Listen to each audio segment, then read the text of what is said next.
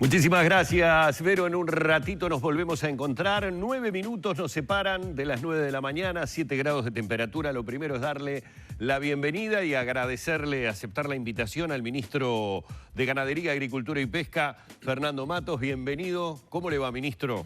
Buenos días, un gusto, Humberto, Lorena, de estar con ustedes y la teleaudiencia de Arriba Gente, y muchas gracias por la invitación. Bueno, un verdadero placer. Todos saben que usted ha asumido en la cartera hace relativamente poco tiempo en sustitución de Uriarte. Pero antes de entrar en temas vinculados con su cartera, si me permite, y ya que es la primera vez que tenemos la posibilidad de dialogar aquí en Arriba Gente, me gustaría conocer algunos aspectos de lo que ha sido su trayectoria como productor. Lo tengo como productor en Cerro Largo, en Tacuarembó, pero hay algo que me llamó poderosamente la atención. Usted es ingeniero agrónomo y tiene una reválida en la Universidad de la República porque en realidad su formación fue en la Universidad Federal de Río Grande do Sul, ¿es así? Efectivamente. Yo de muy chico, mi familia se mudó al sur de Brasil, a Porto Alegre, y allí vivimos. Yo viví 15 años en esa ciudad y cursé todos los estudios secundarios y universitarios allí en esa ciudad. Y bueno, tenemos el Matos tiene un origen brasileño, claro, ¿verdad? Es decir, y además, por ese apellido que mi abuelo y mis abuelos paternos vienen de origen de Brasil, mi madre también era 100% brasileña, así que buena parte de la sangre que cargo es de origen de Brasil, nacido en Uruguay, hincha de Uruguay y por supuesto comprometido con el Uruguay, pero evidentemente que Brasil tiene una influencia bastante importante en nuestra formación, en nuestra cultura y en nuestro desarrollo. Y de hecho usted desempeñó importantes cargos en empresas en Brasil. O sea, deduzco, primera cosa, un dominio absoluto del idioma, un conocimiento muy grande también del tema agropecuario del Estado, que es el más similar a nuestro país, hasta en costumbres y tradiciones como el chimarrón o la churrasquería, por decir algo.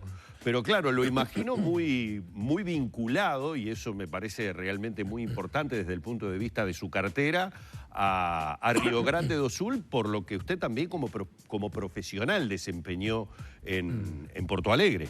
Es así, es el estado más parecido al Uruguay, con identidad cultural, de costumbres, de idiomas. Inclusive nuestra frontera fue muy móvil y las familias transitaban de un lado para el otro acompañando los vaivenes de la historia. Por lo tanto, hay una identidad clara en relación a eso. Pero la vigencia y la permanencia en Brasil ha permitido un conocimiento, una actuación empresarial, un conocimiento de los aspectos políticos, culturales y empresariales que obviamente que facilitan en el aspecto de integración. Nosotros pertenecemos a un Mercosur, todas estas experiencias internacionales ayudan a abrir un poco el pensamiento, la mente, conocer un poco cómo piensa el otro lado, facilita las cosas cuando nos toca la responsabilidad ahora de tratar de afianzar este relacionamiento más allá de Brasil, de los demás países integrantes, caso de Argentina y Paraguay. Bien, y le hago la última para terminar de conocer ese aspecto que tiene que ver más con lo gastronómico. Yo que soy un hincha del espeto corrido riograndense. ¿Usted tuvo algo que ver en la introducción de la joroba de cebú en el menú de la gastronomía riograndense? Lo digo porque lo sé expresidente de la sociedad, ¿no? De los criadores de Bradford y cebú del Uruguay, que es la jiba del cebú tan tradicional y que es un plato realmente muy apreciado en lo que es una reserva de nutrición, de grasa, de energía que tiene la especie cebuina, porque sabemos todos que su origen es de la India. Exacto. Y ahí había evidentemente situaciones climáticas que hacían que determinados periodos de tiempo no disponían de alimentación. Es un poco como la reserva del camello, del dromedario, claro, del camello, que lógicamente allí es la propia naturaleza, la biología le permiten ese juego y esa capacidad de adaptación a al medio en que vive. Matos, ¿estaba en sus planes ser ministro de Ganadería, Agricultura y Pesca? Usted venía al frente del INAC, fue la salida de Uriarte, de alguna manera la sociedad se vio sorprendida, ¿no?, por el cambio al frente de esta cartera. De ninguna manera, nosotros estábamos perfectamente ejerciendo nuestra función en INAC. Para nosotros también fue sorpresivo. Si bien había muchos comentarios previos y rumores, Carlos María Uriarte es un amigo, somos parte de un mismo equipo. Hicimos todo lo posible porque recordemos que INAC, yo en la posición de representante del Poder Ejecutivo, mi nexo de acción política es con el ministro y por lo tanto yo era parte de su equipo.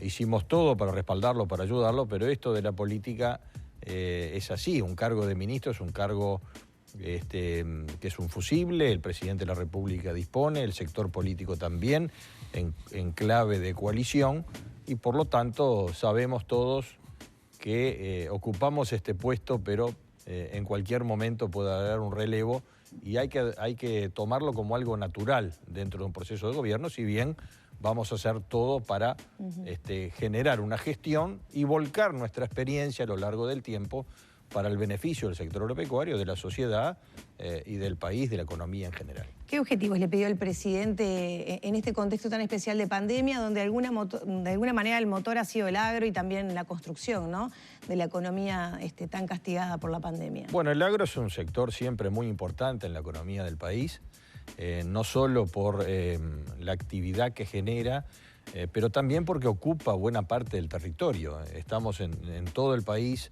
Y lo tenemos que interpretar como cadena, porque muchas veces se toma la producción como algo aislado. Después de la producción hay toda una etapa de agroindustria, hay una etapa de exportadora, hay una etapa de consumo interno. Están todos los servicios conexos que en una trama donde claramente el sector agropecuario derrama al resto de la economía muchos beneficios. Obviamente que son sectores que aportan y ayudan al funcionamiento de la economía, no es el único, y por lo tanto tenemos que trabajar en clave de desarrollo, de crecimiento y de tratar de que a través de los aspectos vinculados a todo lo que es la infraestructura, tenemos un gran objetivo allí de tratar de mejorar las condiciones de trabajo. Los que somos o los que vivimos o los que lidiamos con los temas del interior, sabemos que las condiciones de desempeño de la actividad son muy distintas al medio urbano. Allí carecemos de bastante infraestructura básica. No tenemos lo que está dado en la ciudad, que está claro, tenemos el pavimento, tenemos el saneamiento, tenemos la luz eléctrica disponible, el agua corriente. Todo eso en el medio rural es mucho más distante, mucho más difícil de conseguir. Y más allá de eso, los servicios básicos de salud, de educación. Entonces muchas veces, y creo que es importante en este programa, que básicamente dirigido a la gente de la ciudad, que ese mensaje exista. Acá tenemos que tratar de desmistificar este aspecto campo-ciudad. Somos interdependientes, es tan importante la ciudad como el campo y tratar de amalgamar esas condiciones. Lo que muchas veces nosotros pregonamos es que para el buen desempeño de las actividades del sector agropecuario y para que la gente no tenga como mayor atractivo migrar del medio rural a la ciudad, la sociedad debe invertir mucho en infraestructura que lógicamente se apunta en la normalidad a lo que son los centros urbanos porque es donde están los mayores requerimientos. Pero es muy importante generar esa infraestructura también en los centros rurales a efectos de que las condiciones de vida sean igualitarias. No puede haber derechos para unos y para otros no. ¿Estuvo en la reunión, esta comida que organizó el presidente el pasado fin de semana? Fuimos invitados por el presidente luego del acto de conmemoración del 191 años de la Jura de la Constitución, en el Obelisco. Muy amable la invitación del presidente, estuvo todo el gabinete ahí en Suárez, compartiendo luego del acto un domingo una jornada relajada de conversación, pero que hubo algún mensaje de parte del presidente, como se notició a través de la prensa en el día de hoy. ¿Qué les dijo el presidente a propósito de la defensa de la LUC? Un mensaje muy corto, obviamente con el sentido de que tengamos calma y paciencia, pero es una ley importante, votada por la mayoría del Parlamento y que fue presentada y defendida por la coalición de gobierno. Tenemos que esperar el proceso normal, que con todo derecho la oposición promovió la recolección de firmas a efecto de someterla a un referéndum. Una vez que estén confirmadas estas firmas, se fijará la fecha del referéndum y habrá que, lógicamente, del punto de vista de los representantes del gobierno, defender esta ley porque entendemos que es de utilidad, es positiva para el país y hasta ahora se ha escuchado prácticamente una sola voz. Ahora vendrá otra etapa, una vez confirmada que se alcanzaron efectivamente las firmas, a través de lo que determine la Corte Electoral, se pasará al proceso de debate, que es lo que entendemos que es importante, defendiendo lo que son las virtudes de esta ley, que en muchos aspectos, a nuestro entender, ha sido muy positiva y es favorable para la sociedad. Siempre se busca, obviamente, a nivel de la coalición, la mayor cantidad posible de consenso, pero se nos ha dicho en más de una oportunidad por diferentes actores de la coalición que hoy tiene el gobierno, de que hay matices en otros aspectos. Todo aquello que no está, lo menciona mucho el presidente de la República, dentro del compromiso por el país, de alguna manera cada uno marca su posición. Usted tiene por delante un tema que genera diferencias, fundamentalmente por el lado de Cabildo Abierto, en el tema de la ley de forestación. Lo que uno no termina de comprender como ciudadano en este caso es lo siguiente. Esto es algo que, si bien atañe a su cartera, ¿lo pone a usted en primera fila para tratar de buscar los acercamientos, o a veces los acercamientos vienen a niveles políticos más altos? Hablemos directamente de los líderes de las fracciones políticas que pueden tener esos matices, y desde allí llega la solución que se puede encontrar a un tema que hoy por hoy parecería ser no hay del todo acuerdo en lo que plantea Cabildo Abierto concretamente con respecto al tema forestación. No, claramente esto, bueno, primero tenemos que separarlo un poco de la ley de urgencia, porque esto fue una propuesta de ley que legítimamente un partido integrante de la coalición presentó, que logró media sanción con los votos de la oposición, y que hoy está en debate en la Cámara Alta. Concurrimos allí y defendimos la posición de que esta ley no es favorable ni para el país, y entendemos que los objetivos que busca Cabildo Abierto respecto de la limitación del área forestal y asignarle las tierras más apropiadas para esa finalidad, de alguna manera nosotros compartimos el hecho de ese segundo renglón, que son que las tierras se destinen realmente a lo que son más aptas para producir, respetando lo que es la decisión del propietario, del privado, para que no haya una incidencia excesiva del Estado en cuanto puede producirse o no. Acá lo que tiene que estar en juego, y recordemos un poco de números, nosotros tenemos alrededor de 1.050.000 hectáreas forestadas. Tenemos de prioridad forestal, de acuerdo con los índices, cerca de 4 millones de hectáreas de prioridad forestal. Es decir, que se ha forestado aproximadamente un 6,5% del territorio, del área productiva disponible, pero estamos bastante lejos del límite de área forestal. Y además, los ritmos de crecimiento de los últimos años, venimos en una meseta, no hay una estampida de deforestación en este momento que esté amenazando que vaya a ir sobre áreas de otro tipo de uso. En el sistema de aprobación de área forestal, nosotros tenemos aspectos del Ministerio de Ganadería. La Dirección Forestal es la que rige toda la política y controla todos los aspectos de proyectos, pero después está el área de ambiente. Nosotros también tenemos una visión de sustentabilidad del proceso productivo, y la cartera de ambiente, con el estatus hoy de ministerio y con lo cual estamos trabajando en forma muy estrecha, hoy plantea, en vez de colocarlo por ley, una cantidad de condiciones que de alguna manera estarían restringiendo las posibilidades de crecimiento. Pero no se necesita ley para atender este aspecto, y que además del pasaje por ganadería y por ambiente tenemos todavía la ley de ordenamiento territorial. Es decir, hay una tercera etapa que la forestación que plantea o que necesita o que pone a consideración un proyecto tiene que todavía tener la aprobación de las intendencias respecto a lo que es el ordenamiento. Es decir, es un sector bastante regulado, que está bastante controlado y que nosotros entendemos que no hay un riesgo mayor. Lo otro que es muy importante aclarar para la población es que muchas veces se repite en base a una reiteración de que es un sector altamente subsidiado.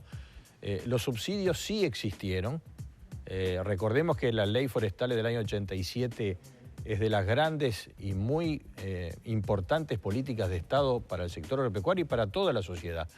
Porque de la nada, prácticamente de la nada, estamos proyectando en poco más de 30 años a ser el principal sector de cadena agroexportadora del Uruguay, y con una proyección de crecimiento muy importante. Entonces, en la primera etapa, desde el 87 al 2005, sí existió un subsidio. Hoy ese subsidio no está más.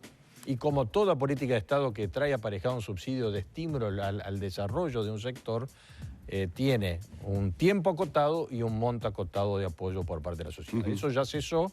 Lo único que existe, sí, algunas exoneraciones tributarias para un sector de la forestación, que es todo aquel que está vinculado a la madera de calidad, ¿no? Que son, forzosamente, son ciclos largos de producción, más de 20 años, y ahí sí hay una renuncia fiscal de los impuestos a la tierra, que sin ellos no sería posible el desarrollo de este tipo de actividades. Sí, de ahí también viene una propuesta de Cabildo Abierto justamente de eliminar o revisar esas exoneraciones. Ya tenemos que cerrar, pero le quiero preguntar algo más que tiene que ver también con una propuesta de Cabildo Abierto, que es rever el artículo de rendición de cuentas que elimina la obligatoriedad de mezclar biodiesel en el gasoil para abaratar. Es muy importante el precio del combustible en el sector del agro.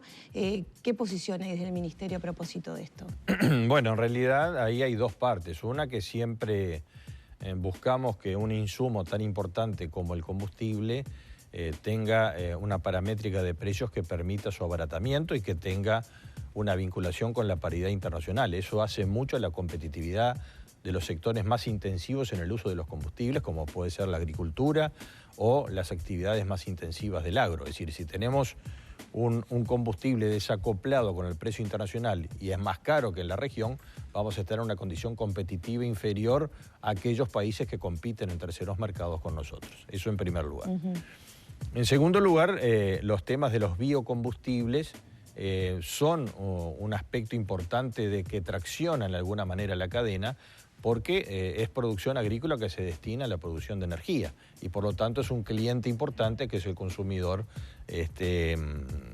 digamos, la producción de combustible interna, que a través de un proceso de mezcla tiene dos factores virtuosos. Uno, que tracciona la demanda de granos para la producción del biocombustible, y por otro, lo que es una relación ambiental más favorable porque no estamos quemando combustibles fósiles. Es un tema de balance, que el país además tiene compromisos ambientales asumidos y de alguna manera eso puede generar una relación más positiva. Por otra parte está el otro debate.